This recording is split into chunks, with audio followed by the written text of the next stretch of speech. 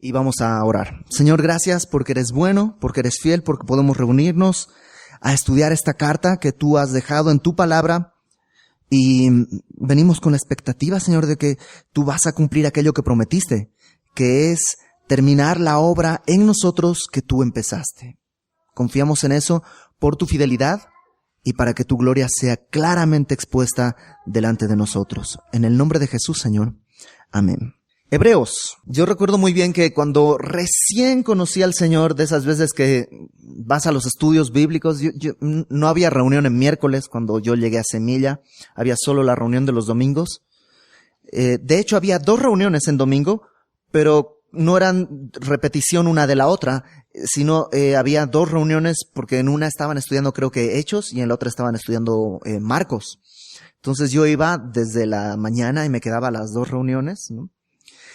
Y los lunes había un estudio de Apocalipsis, que fue el primer libro que yo estudié, así recién convertido, iba a los estudios los lunes de Apocalipsis. Los miércoles me reunía con un amigo y estábamos estudiando Romanos, él me lo daba así, 1 a 1, porque él ya era creyente y yo me le pegué como chicle. Entonces yo iba y le preguntaba todo, ¿no? Y en esa época no conocía los libros de la Biblia. Pero cada estudio que había, que el pastor decía, vámonos al libro, a la carta a los Hebreos, yo siempre me iba al Antiguo Testamento porque me sonaba que Hebreo tenía que estar pues en el Antiguo Testamento. Pero no, está en el Nuevo Testamento. Y es una carta interesante en muchos sentidos y distinta a las otras en muchos sentidos. Para empezar, no conocemos el autor. ¿Quién escribió la carta a los Hebreos? No es de los Hebreos, sino a los Hebreos. No lo sabemos. Algunos piensan que Lucas, otros piensan que Pablo, otros piensan que Pablo le está dictando a Lucas, otros piensan que es Bernabé. ¿Se acuerdan? En el libro de Hechos aparece Bernabé como el primer compañero de milicia de Pablo en el primer viaje misionero. Otros piensan que es Apolos. Apolos, maestro de las escrituras natural de Alejandría, que había sido educado a los pies de grandes maestros, que era, dice la palabra, elocuente y poderoso en las escrituras, alguien que sabía mucho, que tenía gran elocuencia, hablaba muy bien. Y algunos piensan que es Pablo, Lucas, Bernabé, Apolos. Algunos otros piensan incluso que es Priscila, junto con Aquila, este matrimonio que escribieron esta carta. Es difícil saberlo. Hay algunas razones a favor. Por ejemplo, el sistema teológico que maneja la carta a los Hebreos es consistente con todo lo que Pablo va diciendo. Algunos, por ejemplo, dicen, ¿se acuerdas de este versículo que es el justo por la fe vivirá? Romanos me explica quién es el justo. Gálatas me explica qué es vivir. Y Hebreos me dice que es fe. Entonces algunos piensan que es esta trilogía escrita por Pablo para explicar este versículo del justo por la fe vivirá. Pero hay un problema. Pablo en sus cartas suele ser un poco desordenado. Él está escribiendo acerca de un tema y empieza en un pum, explota en alabanza y luego se acuerda de otra cosa y va y viene, como que es bastante desordenado en su forma de escribir. Mientras que la epístola a los Hebreos pareciera, dicen algunos que es como una homilía, es como un sermón escrito, está muy ordenado, fluye muy fácilmente. Entonces no parece el estilo de Pablo. Por eso dicen algunos, bueno, es Pablo, pero se lo dictó a Lucas. Porque Lucas era más diestro en el griego. Otros dicen no, porque tiene que ser Bernabé, porque habla mucho acerca de las cuestiones del sacerdocio judío. Y Bernabé era levita, por tanto conocía muy bien todo el rol del sacerdocio, entonces tiene que ser Bernabé. Bueno, ¿quién es el autor de esta carta? Yo te lo voy a decir y vamos a dilucidar este misterio que ha tenido a la iglesia por 2000 años en ascuas. El día de hoy va a ser resuelto. En el capítulo 1, versículo 1 dice, Dios. Ese es el autor, ¿no? Que usó pluma naranja, pluma roja, pluma negra, pluma azul, da lo mismo.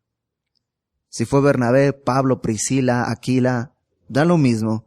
Ninguna pluma se lleva el crédito de 100 años de soledad o de cualquier otra obra maestra. Es el autor, Dios mismo. Ahora, ¿a quién le está escribiendo? Bueno, el título dice Epístola a los Hebreos, pero tú sabes que los títulos se los pusieron después, no es parte del texto bíblico, se los pusieron los editores, pues para que sea fácil de identificar. Leyéndola varias veces te vas a dar cuenta que está escrita a creyentes, pero que estaban tentados, creyentes que estaban tentados a regresar al sistema religioso judío. Tú sabes, los primeros creyentes, los primeros cristianos eran judíos. Pedro, Pablo, Juan, todos ellos eran judíos que abrazaron la fe cristiana. El libro de Hechos me muestra esta transición, como de ser una iglesia completamente judía se va a convertir en una iglesia que va a recibir muchos más gentiles, cada vez más y más y más y más. Esta carta está destinada a personas creyentes, cristianos, pero que estaban tentados a regresar a la religión judía.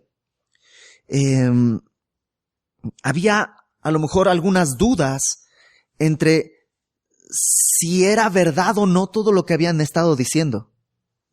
Si era verdad o no todo lo que habían estado hablando acerca de Jesucristo. ¿Nunca te has puesto eso en duda? ¿Nunca te ha asaltado la duda? ¿Y si realmente Jesús no es quien dijo ser? ¿Y si realmente la Biblia no es la Biblia? ¿Y si realmente el sacrificio no fue completamente pagado, si no hay que seguir presentando sacrificios? Sé sincero, nunca te ha venido esa duda de, ¿y si hay algo que no es como me contaron? Bueno, esta carta tiene el propósito de barrer con todas esas dudas. ¿Qué pasaría si Cristo no es quien dice ser? ¿Qué pasaría si el nuevo pacto no sustituye al anterior? ¿Qué pasaría si sigo necesitando sacrificios? Bueno, esta carta va a dar respuesta a esos ¿qué pasaría si? En el capítulo 13, versículo 22.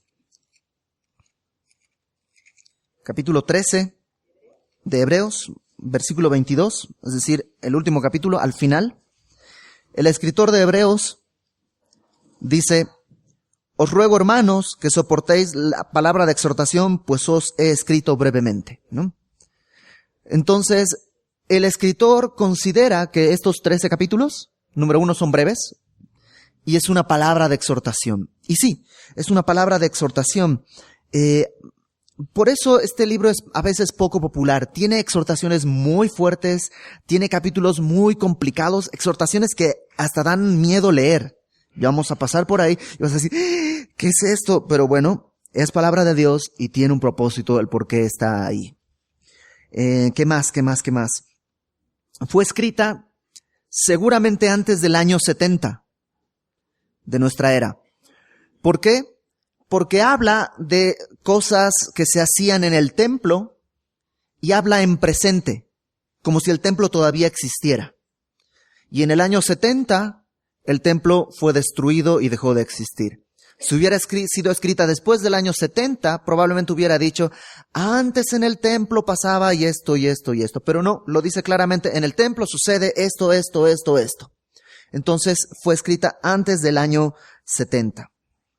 Y si tú quieres ponerle un tema central a toda la carta, lo podrías resumir en 3 palabras. Jesucristo es superior. De eso se trata. Y en las Crónicas de Narnia, en esta obra, esta serie de libros de C.S. Lewis, hay un momento en el que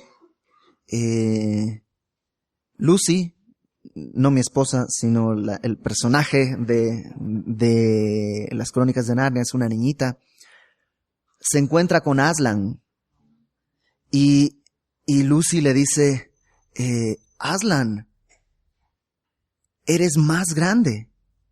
Y Aslan le dice, no, lo que pasa es que tú has crecido. Y ella le pregunta, o sea, ¿no eres más grande entonces? Y Aslan le dice, no, mientras más crezcas tú, más grande me verás a mí. Y es un poco nuestra relación con el Señor. Mientras más crecemos en la fe, no es que el Señor crece, el Señor ya es superior, pero mientras más le conocemos, más crece a nuestros ojos. Y el escritor de Hebreos quiere llevarnos a ese punto, de que veamos cómo Cristo es superior a todo.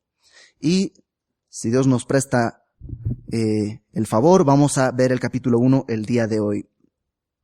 Y vamos a ver que Cristo es superior primeramente a los profetas. Ten en cuenta, los creyentes de esta época, judíos, probablemente podrían estar dudando. Híjole, pero es que realmente todos los profetas que han habido son judíos. ¿Por qué abandonar el judaísmo? Isaías, Jeremías, Ezequiel, Daniel, todos son judíos. ¿Por qué abandonar el judaísmo? ¿Por qué abrazar a Jesucristo y soltar todo esto que nos dieron los profetas? Bueno, la respuesta la va a poner aquí el escritor. Dice capítulo 1, versículo 1. Dios, habiendo hablado muchas veces y de muchas maneras en otro tiempo a los padres por los profetas, en estos postreros días nos ha hablado por el Hijo. Otra de las cosas interesantes de esta carta es que no hay presentación. Generalmente Pablo escribe Pablo, a los que están en yo, siempre son estas cartas. Esta no, va directo al tema, entra directo ahí sin anestesia, empieza diciendo, ¿qué cosa? Que Dios ha hablado muchas veces y de muchas maneras, en otro tiempo, a los padres por los profetas. ¿Cómo es que Dios ha hablado de muchas maneras? Bueno, tú puedes leerlo en la Biblia. Número 1, ha hablado a través de la naturaleza. Dice la palabra que los cielos cuentan la gloria de Dios y el firmamento anuncia la obra de sus manos. Además, Dios ha hablado en sueños. Además, Dios ha hablado a través de visiones. Además, Dios ha hablado a través de ángeles que llevan el mensaje.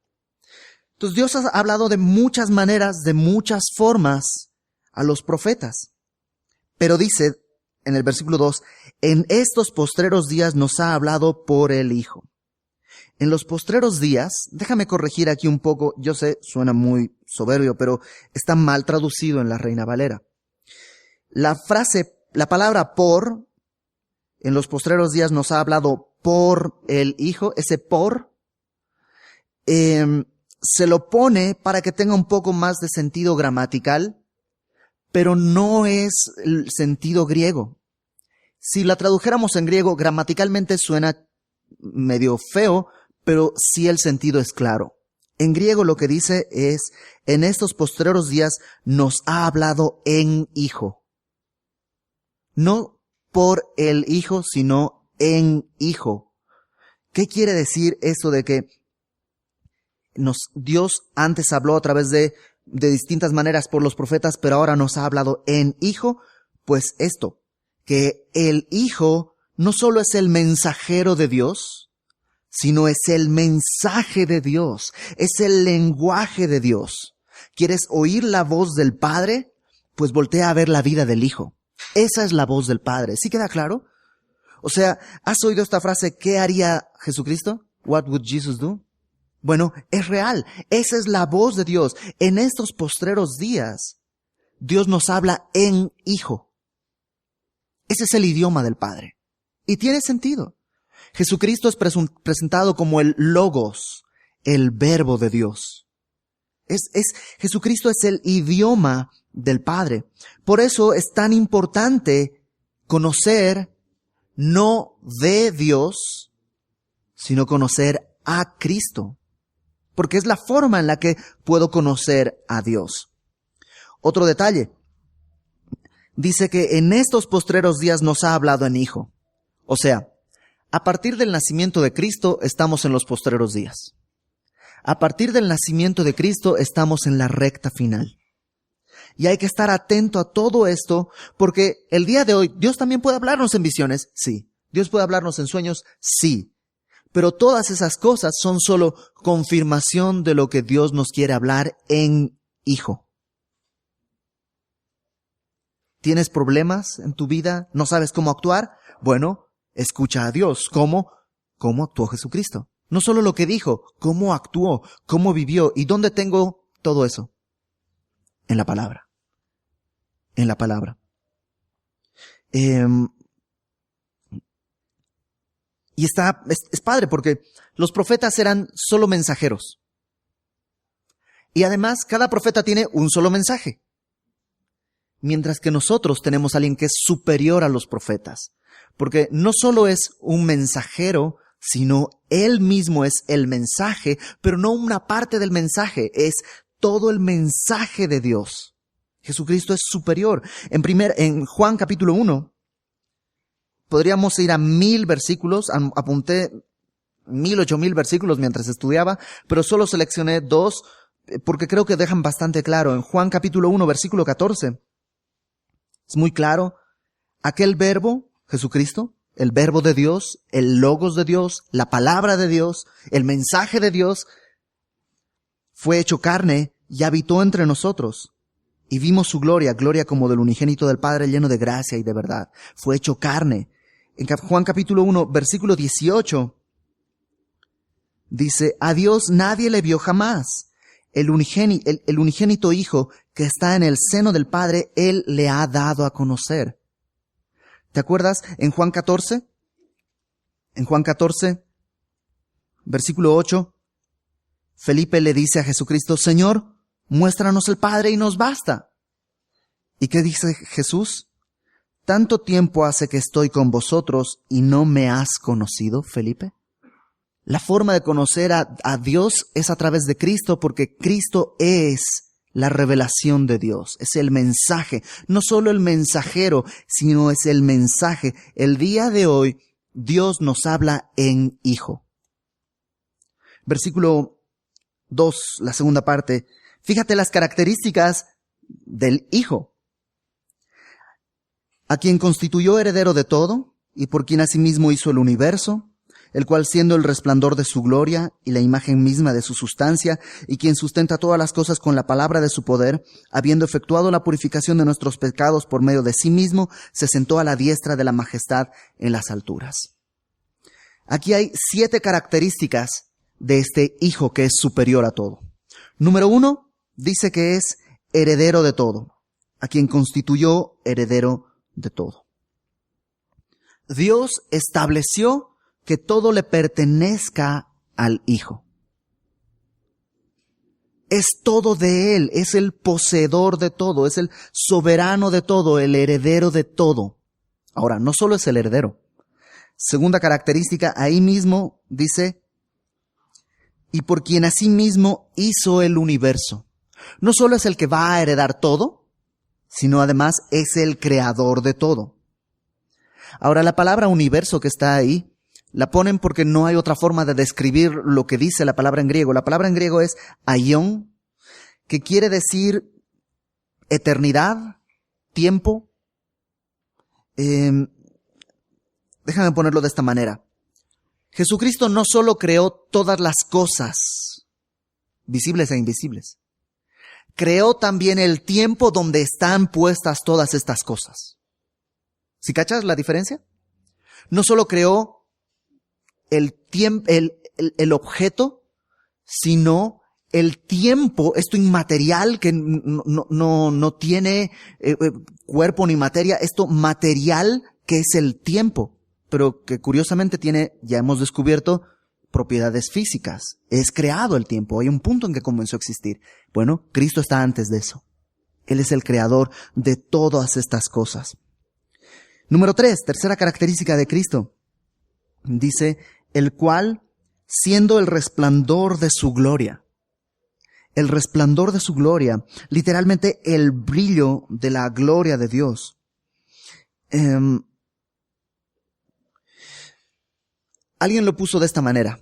No podemos ver el sol, pero hemos visto claramente el brillo del sol, lo que es emanado del sol.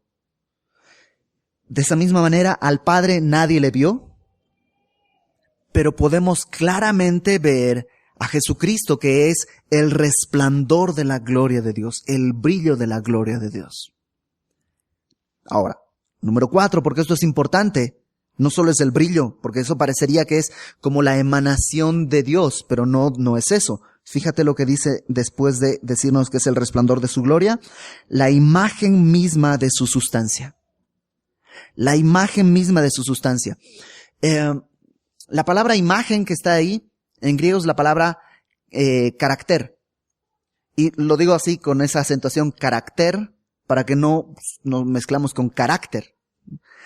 Carácter es cuando tú escribes en la computadora, y dices va a ser Times New Roman o Helvética o la que sea. Bueno, esos son los caracteres. Lo podríamos traducir como huella, porque una huella es lo que queda de la impresión de algo. Es como se acuñaba una moneda. Se aplastaba el metal para que lo que está en el sello quedara marcado en ese metal. Bueno, todo eso es lo que está tratando de decir. Jesucristo es la imagen, la visión, la representación exacta de la esencia de Dios. No es de menos valor, no es parecida, no es similar, es la imagen misma, no del rostro de Dios, sino de la sustancia de Dios. De lo que Dios es en su esencia, Cristo es. ¿Sí queda claro? Número 5, quinta característica que está aquí en el libro de los Hebreos. Dice, quien sustenta todas las cosas con la palabra de su poder. La palabra sustentar ahí no es como en la mitología griega, ¿te acuerdas de este titán, Atlas, que fue condenado a cargar depende de la versión que leas, ahí dice el mundo, otros dicen el universo, pero sobre sus hombros, y ahí lo está cargando. Bueno, esta palabra no habla de esa cuestión pasiva de cargar. La palabra sustentar ahí quiere decir conducir o llevar. O sea, no solo Dios hace que todo es, Jesucristo hace con la palabra de su poder, mantiene las cosas pegadas, los átomos están unidos. ¿Por qué? Pues porque Jesucristo los tiene con su poder sujetos. El día que Jesucristo diga se acabó, va a explotar todo. Ya lo vimos en Apocalipsis. No solo sostiene todas las cosas, sino que conduce todas las cosas hacia un propósito. Conduce todas las cosas hacia una meta.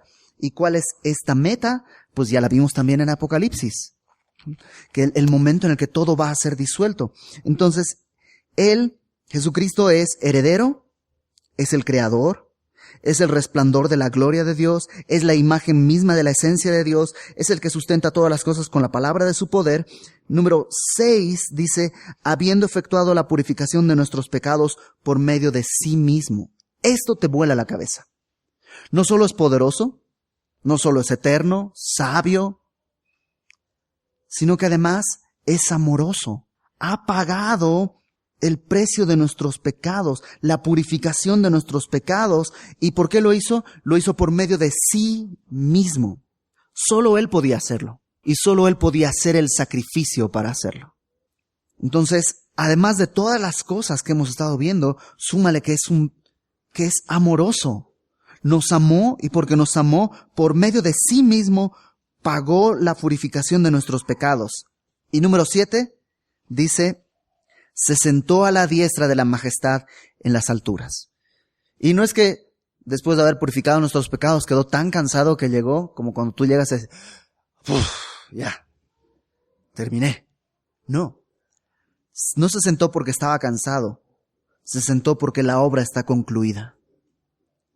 Y no está sentado sin hacer nada. En Romanos capítulo 8, versículo 34, Romanos 8:34, dice que está sentado a la diestra haciendo intercesión, está intercediendo por nosotros. ¿Y no te encanta eso? Porque pudo haber dicho, ya, pagué sus pecados, ahora entiéndanse.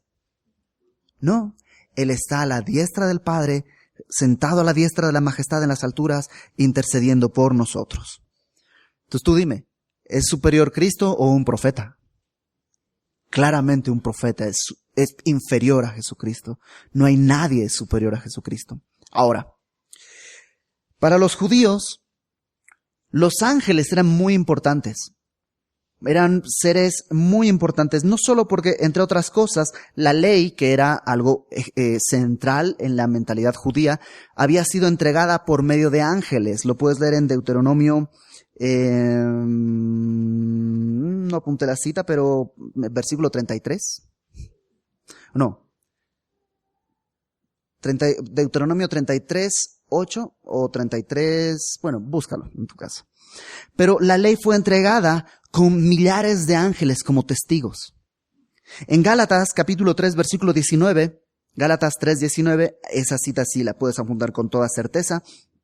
Gálatas 3:19 dice, ¿para qué sirve la ley? Fue añadida a causa de las transgresiones hasta que viniese la simiente a quien fue hecha la promesa, y fue ordenada la ley por medio de ángeles en mano de un mediador. Entonces, los ángeles eran muy importantes para la mentalidad judía. Y ahora el escritor de Hebreos va a probar que Jesucristo es superior a los ángeles. Ya dijo que es superior a los profetas, ahora que es superior a los ángeles. Y lo va a probar a través de la Biblia. Porque no es su idea, es lo que la Biblia dice. Y la Biblia dice desde el principio que Jesucristo es superior. Fíjate, versículo 4. Hecho tanto superior a los ángeles, cuanto heredó más excelente nombre que ellos. Porque ¿a cuál de los ángeles dijo Dios jamás, mi hijo eres tú, yo te he engendrado hoy? Y otra vez, yo seré el padre y él me será mi hijo. Y otra vez, cuando introduce al primogénito en el mundo, dice, adórenle todos los ángeles de Dios. Aquí hace 3 citas del Antiguo Testamento. Y es interesante conocer bien el contexto. La primera es, ¿a cuál de los ángeles dijo Dios jamás, mi hijo eres tú, yo te he engendrado hoy? Esta es una cita del Salmo 2. Mi hijo eres tú, yo te he engendrado hoy. Ahora, algunas personas toman este versículo para decir, ¿ves? Cristo no es eterno. Dios es eterno, pero Él engendró a Jesucristo. Por tanto, Cristo tiene un comienzo. Por tanto, Cristo no es eterno. Por tanto, Cristo no es Dios. Y pareciera que dijera eso, ¿no es verdad? Pero, Pablo, cuando cita este pasaje en el libro de Hechos, lo que dice es que este pasaje tiene que ver no con el nacimiento en Belén, sino con la resurrección. Pablo pone este pasaje, mi hijo eres tú, yo te he engendrado hoy, como prueba de la resurrección, no como prueba del nacimiento de Cristo. Y esta es una interpretación que Pablo mismo está dando, o sea, es bíblica. Y si es bíblica, es verdad. Entonces, lo primero que está hablando es acerca de la resurrección. ¿Y quién es resucitado? Aquel que la muerte no pudo retenerlo. Por tanto, es superior a cualquier ángel. La segunda porción dice, otra vez yo seré el padre y él me será mi hijo. Esa porción está tomada de 2 Samuel capítulo 7, cuando Dios está diciéndole a David, de tu descendencia voy a levantar a un rey cuyo reino no tendrá fin. ¿Quién fue el rey que vino después de David? Salomón. ¿Su reino tuvo fin? Sí. ¿Y el que vino después? ¿Y el que vino después? ¿Y el que vino después? Y así, todos tuvieron fin. ¿A quién se refiere Dios cuando dice, de tu descendencia voy a levantar un rey cuyo reino no tendrá fin? Jesucristo. Entonces, cuando el escritor de Hebreos toma este pasaje, claramente está hablando de que es Jesucristo. Y ahorita vamos a ver un aspecto más. Versículo 6. Cuando introduce al primogénito en el mundo, dice, adórenle todos los ángeles de Dios. 2 cosas importantes. Número 1, la palabra primogénito, otra vez, pareciera que es como el primer hijo de Dios. Pero en la Biblia, primogénito no necesariamente quiere decir primer hijo. Y hay muchos pasajes en que, acompáñame solamente a uno, Jeremías capítulo 31. Jeremías capítulo 31, versículo 9. Irán con lloro, mas con misericordia los haré volver, y los haré andar junto a arroyos de aguas, por camino derecho en el cual no tropezarán, porque soy a Israel por padre, y Efraín es mi primogénito. ¿Qué está diciendo? Efraín es mi primogénito. Pregunta, ¿Efraín era el primogénito? No, el primogénito era Manasés. Pero Dios está usando esta palabra, primogénito, para establecer algo de mayor importancia en cuanto a bendiciones. Lo mismo acá. Primogénito no es que quiere decir que Jesucristo es el primer hijo. Porque Jesucristo, para empezar, es el unigénito del Padre. Está hablando de la preeminencia en cuanto a bendiciones se refiere. Y por eso, ¿qué dice después? Adórenle todos los ángeles de Dios. Y es Dios el que está hablando. ¿Dios comparte su gloria con alguien? Nunca. Entonces, ¿por qué está pidiendo adoración al Hijo? Porque el Hijo es Dios y es superior a los ángeles. Entonces, en resumen, Dios está diciendo de Cristo es mi Hijo, algo que no ha dicho de nadie más. Los ángeles en conjunto son llamados hijos de Dios, pero nunca un ángel es llamado individualmente hijo de Dios. Solamente Jesucristo. Es el privilegio. Él es hijo. Es superior a los ángeles. ¿Qué dice de los ángeles? Versículo 7. De los ángeles dice, el que hace a sus ángeles espíritus y a sus ministros llamas de fuego. Los ángeles, a diferencia de el hijo que es llamado hijo, los ángeles dice que son ministros, dice que son hechos. Él hace a sus ángeles espíritu. Él los crea. Jesucristo no es creado. Fíjate, versículo 8, vuelve a hablar del Hijo. Mas del Hijo dice, tu trono, oh Dios, por el siglo del siglo, cetro de equidad es el cetro de tu reino. Has amado la justicia y aborrecido la maldad, por lo cual te ungió Dios, el Dios tuyo, con óleo de alegría más que a tus compañeros. Fíjate las cosas que el Padre dice del Hijo. Número 1, ¿qué le dice? Versículo 8, Dios. El Padre le dice Dios al Hijo. Y si el Padre le dice Dios al Hijo, ¿qué crees? El Hijo es Dios. El Padre le está diciendo, tu trono, oh Dios. Entonces no solamente le está diciendo Dios, le está dando un trono. Y este trono dice que es por el siglo del siglo, o sea, es un trono eterno. No solo eso, le dice, cetro de equidad es el cetro de tu reino, tú eres justo. Dios está diciendo todo esto del Hijo. Eres eterno, eres soberano, eres Dios, eres justo. Versículo 9, has amado la justicia y aborrecido la maldad. Eres santo. Dios está diciendo esto del Hijo. Eres santo, por lo cual te ungió Dios, el Dios tuyo. Interesante aquí, porque le dice al Hijo, te ungió tu Dios con óleo de alegría. ¿Y quién es el Dios del Hijo? El Padre. Entonces, hay una adoración continua. Y el óleo de alegría más que tus compañeros me habla de que Jesucristo es soberano, es Dios, es eterno, es justo, es santo y es gozoso. ¿No te encanta que Cristo no está en el cielo todo amargado? Ay, ya tuve que pagar, encima me hacen esto. Bueno, está bien, ¿no? Ahora quiere sabiduría. Dice, Padre, ¿qué hacemos? ¿Le damos sabiduría o no le damos sabiduría? Ay, volvió a pecar. Padre, ya déjalo, no ejecutes juicio sobre él. Bueno, al final de cuentas yo ya pagué sus pecados. No está amargado. Dice, con óleo de alegría más que a tus compañeros. Jesucristo está feliz. Más que nadie. Y me encanta, porque tú puedes decir que Cristo gobierna, porque tiene un trono.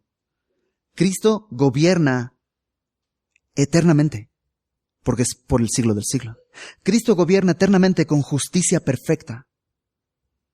Por eso cuando alguien te pregunta, ¿y los aztecas? ¿Y los que no escucharon? ¿Sabes qué? Yo no sé. Yo no sé cómo Dios va a juzgar, pero va a juzgar con justicia, número 1. Y número 2, Tú no estás en ese tiempo, tú estás aquí y la decisión la tienes que tomar tú ahora. ¿Y qué vas a hacer? ¿No? ¿Te has dado cuenta cómo la gente tiene una carga por la gente de Borneo y de Sumatra cuando le predicas el evangelio? Bueno, tienes que decirles, Dios va a juzgar con justicia perfecta. ¿Pero qué vas a hacer tú? Aquí y ahora. A ti te están predicando el evangelio. Y gobierna eternamente con justicia perfecta en perfecta santidad.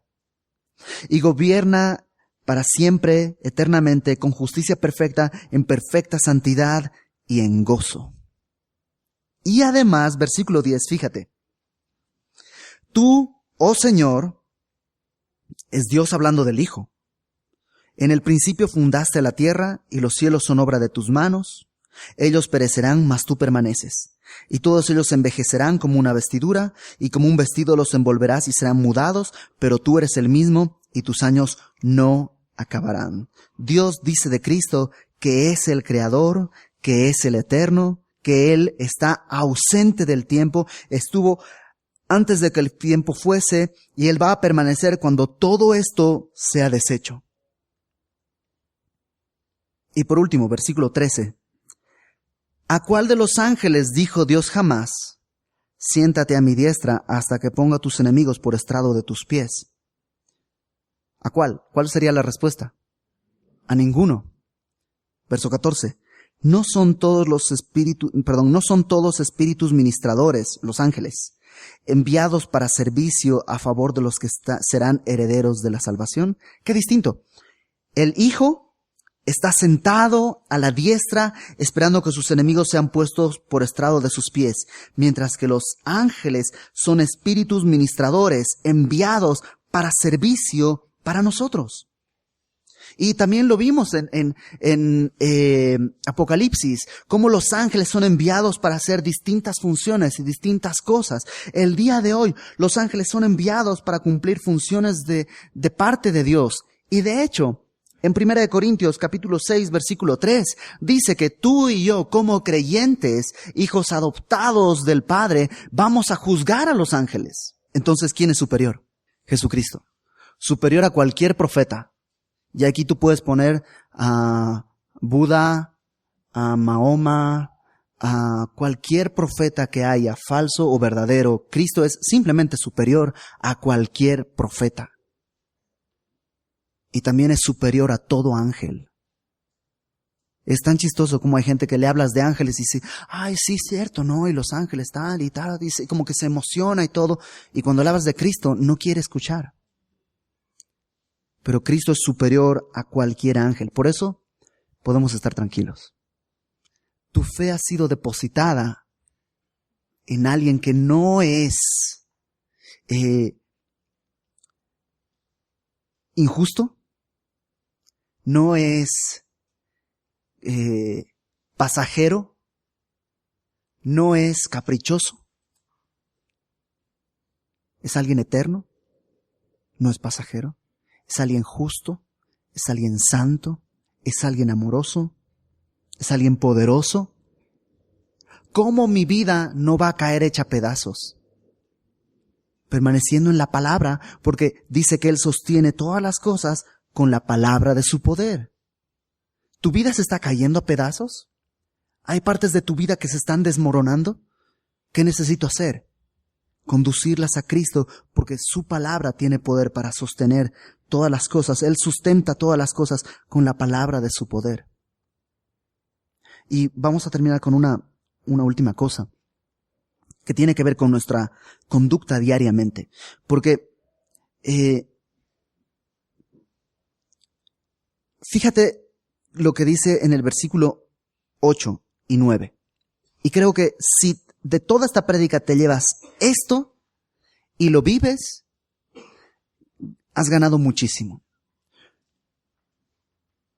Fíjate. Tu trono, oh Dios, por el siglo del siglo, cetro de equidad es el cetro de tu reino. ¿Qué está diciendo?